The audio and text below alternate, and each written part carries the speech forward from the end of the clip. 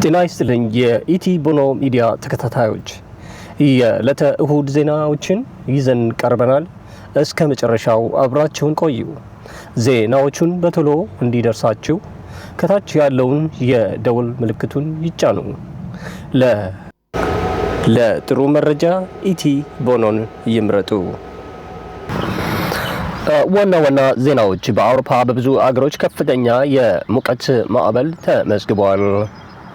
በስፔን፣ ጣሊያን እና ሌሎች አገሮች የሙቀት መጠን 40 ዲግሪ ሴንቲግሬድ ደርሷል።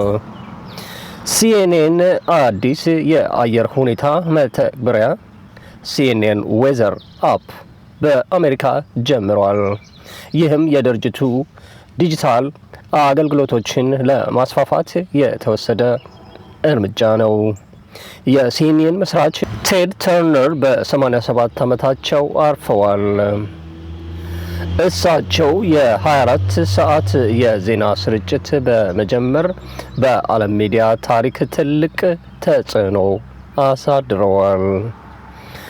ሲኤንኤን አዳዲስ ዲጂታል እና መዝናኛ ፕሮግራሞችን የማስፋፋት ሌላው በዲሞክራቲክ ሪፐብሊክ ኦፍ ደ ኮንጎ የኢቦላ ወረርሽኝ አሳሳቢ ደረጃ ላይ ደርሷል። ከ240 በላይ ሰዎች መሞታቸው ተዘግበዋል። የዓለም ጤና ባለስልጣናትም አስቸኳይ ድጋፍ ጠይቀዋል። ሌላው በዩናይትድ ኪንግደም እና በአውሮፓ ሌሎች ክፍሎች የነዳጅ ዋጋ እንደገና ከፍ ብሏል። ይህም ከመካከለኛው ምስራቅ የፖለቲካ ውጥረት ጋር ተያይዞ መሆኑ ተገልጿል። ሌላው አርሴናል ኤፍሲ የ2025-26 ፕሪሚየር ሊግ ዋንጫ ካሸነፈ በኋላ በሰሜን ለንደን ታላቅ የደስታ ሰልፍ አድርጓል። በሺዎች የሚቆጠሩ ደጋፊዎች ተሳትፈዋል። ሌላው የእስራኤል እና ሊባኖስ መካከል ያለው ውጥረት ቀጥሏል። የእስራኤል ጦር በደቡብ ሊባኖስ የሚገኘውን ቢፎርት ካስል የተባለ ስትራቴጂካዊ ቦታ መቆጣጠር ተዘግቧል። ይህ በ26 ዓመታት ውስጥ ወደ ሊባኖስ ያደረገው ጥልቅ ግስጋሴ መሆኑ ተገልጿል። ሌላው ቤንጃሚን ኔታንያሁ የእስራኤል ጠቅላይ ሚኒስትር በሊባኖስ ውስጥ ተጨማሪ ወታደራዊ እርምጃዎች እንዲቀጥሉ መመሪያ ሰጥተዋል።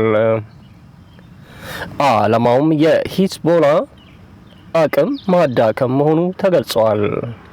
በሌላ በኩል ዩናይትድ ስቴትስ በእስራኤልና ሊባኖስ መካከል ውጥረቱን ለማርገብ አዲስ የሰላም እቅድ አቅርበዋል።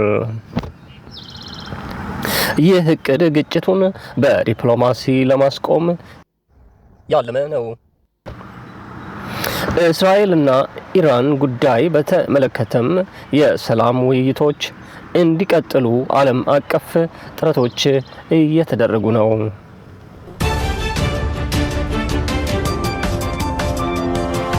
ዜና ሩሲያና ዩክሬን መካከል ያለው ጦርነት አሁንም ቀጥሏል።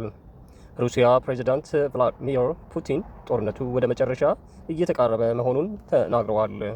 ይህም በጦር ግንባር ላይ ባለ እድገት ላይ የተመሰረተ መሆኑን ገልጸዋል። በሌላ በኩል ዩክሬን በሩሲያ ውስጥ ያለ የነዳጅ እና የኃይል መሰረተ ልማቶችን በድሮን ጥቃት እንደመታች ተዘግቧል። ሩሲያ በርካታ ድሮኖችን ማውደሟን ገልጻለች። የዩክሬን ፕሬዝዳንት ቭላዲሚር ዜሌንስኪ ከክረምት በፊት በሰላም ድርድር ላይ እድገት እንዲኖር ጥሪ አቅርበዋል። አጭር ማጠቃለያ። የሩሲያ ዩክሬን ጦርነት ቀጥሏል። በሁለቱም ወገኖች የድሮን ጥቃቶች ተጠናክረዋል። የሰላም ውይይታችን ለማስቀጠል ዓለም አቀፍ ጥረቶች እየተደረጉ ነው። የኢቲ ቦኖ ሚዲያ ተከታታዮች የዕለቱን ዜና እዚህ ላይ እናበቃለን። በሚቀጥለው እስከምንገናኝ በደህና ሰንብቱ።